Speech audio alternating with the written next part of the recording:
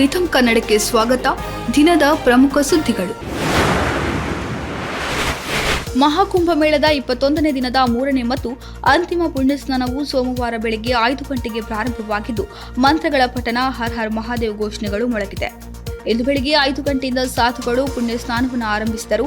ಈ ನಡುವೆ ಮೌನಿ ಅಮಾವಾಸ್ಯೆಂದು ಮಹಾಕುಂಭದಲ್ಲಿ ಉಂಟಾದ ಕಾಲ್ತುಳಿತದಲ್ಲಿ 30 ಮಂದಿ ಸಾವನ್ನಪ್ಪಿದ್ದು, 90ಕ್ಕೂ ಅಧಿಕ ಮಂದಿ ಗಾಯಗೊಂಡಿದ್ದ ಹಿನ್ನೆಲೆ ಇಂದು ನಡೆಯುತ್ತಿರುವ ಅಮೃತ ಸ್ನಾನದ ಮೇಲೆ ಉತ್ತರ ಪ್ರದೇಶ ಸರ್ಕಾರ ಹದ್ದಿನ ಕಣ್ಣು ಇರಿಸಿದೆ. ತ್ರಿವೇಣಿ ಸಂಗಮದ ಘಾಟ್ಗಳ ಮೇಲೆ ನಿಗಾ ವಹಿಸಿರುವ ಪೊಲೀಸರು ಯಾವುದೇ ಅವಘಡಗಳಾಗದಂತೆ ಎಚ್ಚರಿಕೆ ವಹಿಸಿದ್ದಾರೆ. ಕೇಂದ್ರ ಗೃಹ ಸಚಿವ ಅಮಿತ್ ಶಾ ಸೋಮವಾರ ದೆಹಲಿಯ ಮಾಜಿ ಮುಖ್ಯಮಂತ್ರಿ ಅರವಿಂದ್ ಕೇಜ್ರಿವಾಲ್ ವಿರುದ್ಧ ತೀವ್ರ ಆಕ್ರೋಶ ವ್ಯಕ್ತಪಡಿಸಿದ್ದು, ಅವರ ನಿವಾಸ ಶೀಶ್ ಮಹಲ್ ಅನ್ನು ಸಾರ್ವಜನಿಕ ವೀಕ್ಷಣೆಗೆ ಮುಕ್ತಗೊಳಿಸಲಾಗುವುದು ಎಂದು ಪ್ರತಿಪಾದಿಸಿದ್ದಾರೆ. ಜಂಗ್ಪುರ ವಿಧಾನಸಭಾ ಕ್ಷೇತ್ರದಲ್ಲಿ ಚುನಾವಣಾ ಸಮಾವೇಶವನ್ನು ಉದ್ದೇಶಿಸಿ ಮಾತನಾಡಿದ ಶಾ, ಎಎಪಿ ಮುಖ್ಯಸ್ಥ ಅರವಿಂದ್ ಕೇಜ್ರಿವಾಲ್ ವಿರುದ್ಧ ವಾಗ್ದಾಳಿ ನಡೆಸಿದರು.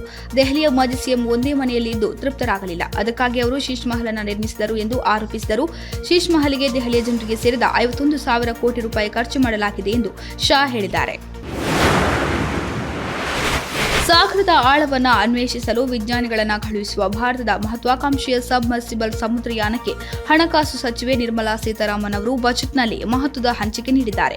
ಡೀಪ್ ಓಷನ್ ಮಿಷನ್ಗಾಗಿ 600 ಕೋಟಿ ರೂಪಾಯಿಗಳನ್ನು ಹಂಚಿಕೆ ಮಾಡಲಾಗಿದ್ದು, ಇದರಿಂದ ಸಾಗರ ಅನ್ವೇಷಣೆಗೆ ಮತ್ತಷ್ಟು ಉತ್ತೇಜನ ಸಿಕ್ಕಿದೆ.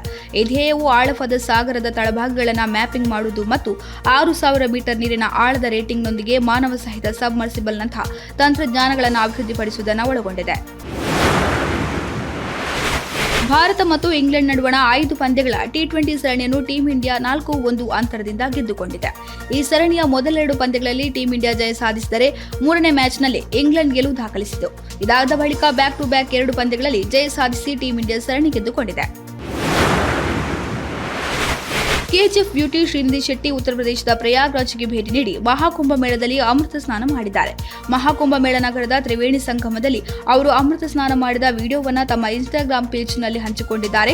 ಮೌನಿ ಅಮಾವಾಸ್ಯೆಂದು ಮಹಾಕುಂಭ ಮೇಳದಲ್ಲಿನ ತ್ರಿವೇಣಿ ಸಂಗಮದಲ್ಲಿ ನಾನು ಪವಿತ್ರವಾದ ಸ್ನಾನ ಮಾಡುತ್ತೇನೆ ಎಂದು ಕನಸು ಮನಸ್ಸಿನಲ್ಲಿಯೂ ಕೂಡ ಅಂದುಕೊಂಡಿರಲಿಲ್ಲ. ಈ ಅದ್ಭುತವಾದ ಅನುಭವವನ್ನು ನಾನು ಸಂಪೂರ್ಣವಾಗಿ ಅನುಭವಿಸಿದ್ದೇನೆ ಎಂದು ಬರೆದುಕೊಂಡಿದ್ದಾರೆ. ಇದಾಗಿತ್ತು ಈ ಹೊತ್ತಿನ ಪ್ರಮುಖ ಸುದ್ದಿಗಳು. ಇನ್ನಷ್ಟು ಹೆಚ್ಚಿನ ವಿಚಾರಗಳಿಗಾಗಿ ವೀಕ್ಷಿಸಿ ರಿಥಮ್ ಕನ್ನಡ.